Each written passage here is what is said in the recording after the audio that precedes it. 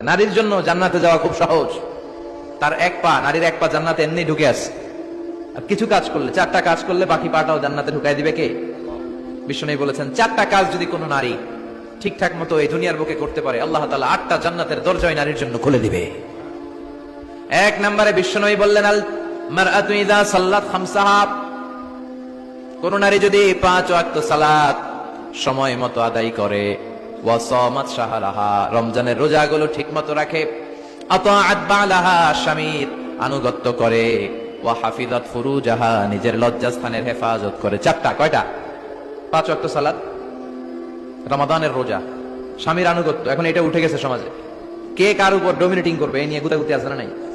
কে বড় হবে, কে মশারি টাঙ্গাবে রাত্রে, কিলাকিলি আছে না নাই? হাজবেন্ড কে তুই টাঙ্গা, স্ত্রী কে আমনে টাঙ্গান, আছে না নাই? আনুগত্য নাই, ছোট্ট খাট্ট বিষয় নিয়ে গিলাগিলি। এজন্যই ফ্যামিলির মধ্যে শান্তি নাই। আমার বোনেরা, এই যে মহিলা সমাবেশে আসছেন, যাদের বিয়ে হয়েছে, হাজবেন্ড পেয়েছেন, এই হাজবেন্ড আপনার হীরার টুকরা, এটা আপনার জান্নাত। বিষ্ণু বলেছেন আল্লাহ ছাড়া কারো পায়ের সামনে যদি সিজদা দেওয়া জায়েজ হতো, সবগুলো নারীকে বলতাম স্বামীর পায়ে সিজদায় লুটিয়ে পড়ো। আল্লাহ ছাড়া যেহেতু কারোর সামনে সিজদা দেওয়া যায় না, তাই আমি এটা বলি না। যদি জায়েজ হতো, সব নারীকে বলতাম স্বামীর পায়ে লুটিয়ে পড়ো, স্বামী তোমার জান্নাত।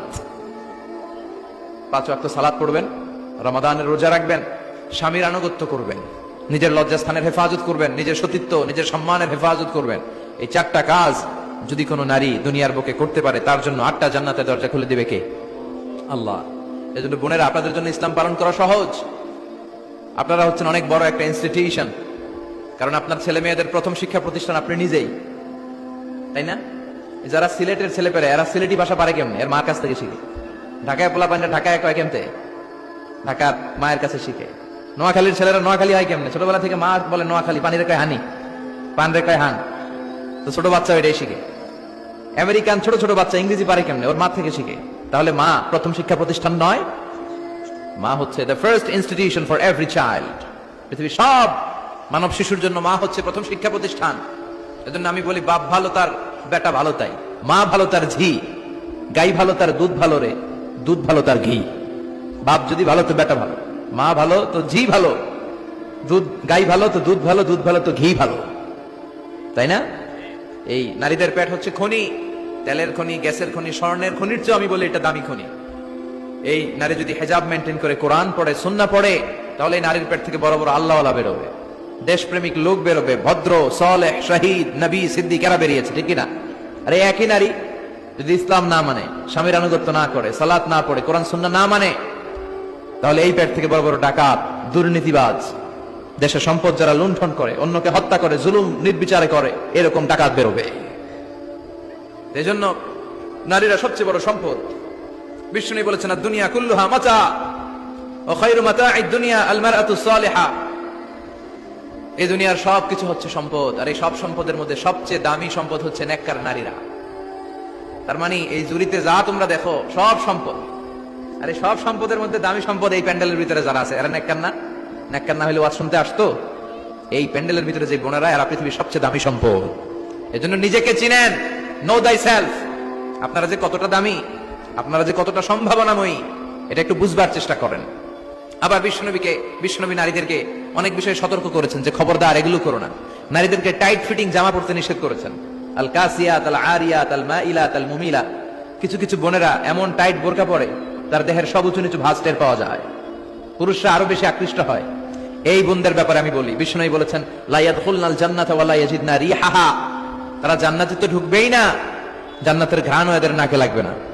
এখান থেকে জান্নাতে পৌঁছতে আরো 500 বছরের রাস্তা, এত দূরে থাকতেই জান্নাতের ঘ্রাণ আপনার নাকে এসে ধাক্কা দিবে। তারপর ওই নারীরা জান্নাতে ঢুকতে পারবে না। টাইট ফিটিং জামা আছে না নাই? এখন বোরকার মধ্যে অনেক ডিজাইন, ইদানি এদিকে কিছু ডিজাইন করে পরে, এদিকে করো না, এদিকে করো না, এদিকে করো না, 4টা গম্বুজ বানায় এই জায়গায়, আছে না নাই? এগুলো করে, তো এগুলো করলে তার পর্দার চেয়ে তার সৌন্দর্যের প্রকাশ আরো বেশি হয়ে যায়। এরপরে বিশ্বনবী নিষেধ করেছেন ঝাঁঝালো পারফিউম দিয়ে বেরোতে নিষেধ করেছেন। আমার বোনেরা, নিজেদেরকে ক্লিন রাখবেন, পরিচ্ছন্ন রাখবেন অলওয়েজ। আপনি গায়ে ডিওডোরেন্ট, দুর্গন্ধনাশক পারফিউম দিতে পারেন, তবে সেটা জামার ভেতরে, বাইরে যেন প্রকাশ না পায়। অনেক মহিলা সে যে গুজে বোরকাটা পরে বোরকার উপরে মারে 2টা, আছে না নাই? এই ঝাঁঝালো গন্ধ আশেপাশে যতগুলো পুরুষের নাকে যাবে, আপনার প্রতি আকৃষ্ট হবে। বিশ্বনবী নারীদেরকে জানিয়াদের সাথে তুলনা করেছেন, বলেছেন এরা জিনাকারী, এরা পর্দাওয়ালী নয়, এরা বোরকা পরে বেরোলেও লাভ হবে না, এরা জিনাকারিনী, কারণ এরা এদের গায়ের ঝাঁঝালো পারফিউম সুগন্ধ দিয়ে পরপুরুষকে আকৃষ্ট করার চেষ্টা করেছে। এটা একেবারে নিষেধ, এটা করবেন না। তাহলে টাইট ফিটিং বোরকা পরবেন না, ঢিলে ঢালা পরবেন, পাতলা জামা পরবেন না যে জামা দিয়ে আপনার শরীর দেখা যায়। নাম্বার 3, ঝাঁঝালো কোনো পারফিউম গায়ের মধ্যে মাখবেন না। নাম্বার 4, বিষ্ণু বলেছেন খবরদার আলগা চুল লাগাবে না কোনো নারীরা। লাগায় অনেকে, জুরিতে এগুলা নাই। অনেক নারীর চুল হয়তো ছোট, সে আলগা চুল লাগায়া সুন্দরী সাজে, বিশ্ব সুন্দরী, ঐশ্বরিয়া রায় হইতে চায়। আছে না নাই? না, আল্লাহ যেটা দিয়েছে ওটাতে আপনি সন্তুষ্ট থাকেন, আলগা চুল লাগাবেন না। এরপর বিষ্ণু ব্রু প্লাক করতে নিষেধ করছে। ব্রু প্লাক আছে না, পার্লারে গেলে কিভাবে যেন এদিক দিয়ে ব্রু প্লাক করে একেবারে চিকন করে দেয় এই দুইটা। হ্যাঁ, না, এটা নিষেধ। ব্রু প্লাক করতে বিষ্ণুনবী নিষেধ করেছেন। আমার বোনেরা, আপনারা এটা করবেন না। এরপরে বিষ্ণুনবী নিষেধ করেছেন তোমরা একে অপরকে লাআনত দিবে না। 2 কারণে নারীরা জাহান্নামে যাবে বেশি। বিষ্ণুনবী মেরাজ থেকে এসে বললেন, ইয়া মাআশারান নিসা, ও নারীরা, তাসাদ্দাকনা, তোমরা বেশি বেশি সদকা করো, দান খয়রাত করো। নারীরা বললেন কেন, আমাদের বললেন কেন? বিষ্ণুনবী বললেন, উরিতুকুন্না আকসারা আহলিন নার, আমি জাহান্নামে দেখেছি পুরুষের চেয়ে নারীরাই বেশি জাহান্নামী হবে।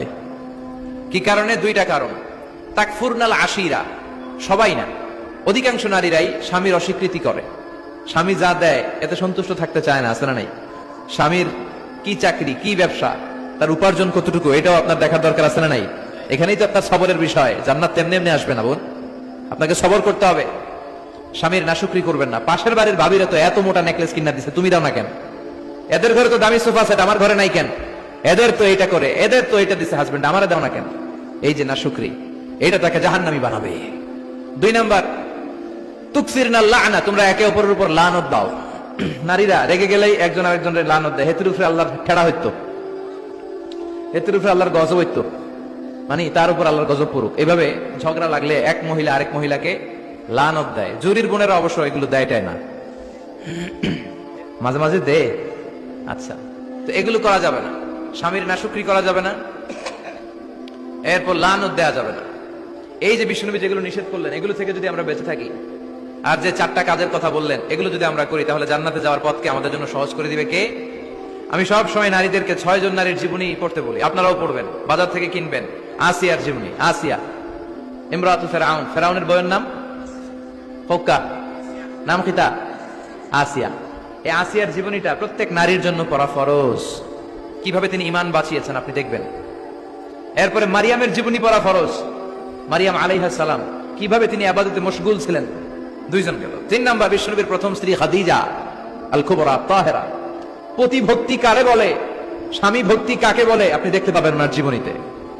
4 নম্বরে, বিষ্ণুনবীর একমাত্র কুমারী স্ত্রী আয়েশা রাদিয়াল্লাহু তাআলা আনহা, কিভাবে জ্ঞান অর্জন করতে হয় 2220টা হাদিস তিনি বর্ণনা করেছেন। নারীদের মধ্যে সবচেয়ে বেশি হাদিসের বর্ণনাকারী। ফ্যামিলির হাদিসগুলো বর্ণনার জন্য আল্লাহ তাআলা মা আয়েশাকে বিষ্ণুনবীর ঘরে ট্যাপ রেকর্ডার হিসেবে পাঠিয়েছিলেন। বিষ্ণুনবী যা বলতেন সব মুখস্থ করে নারীদের কাছে ওয়াজ করে ছড়ায় দিতেন। কি নারী ছিল! মা আয়েশার জীবনী পড়তে হবে।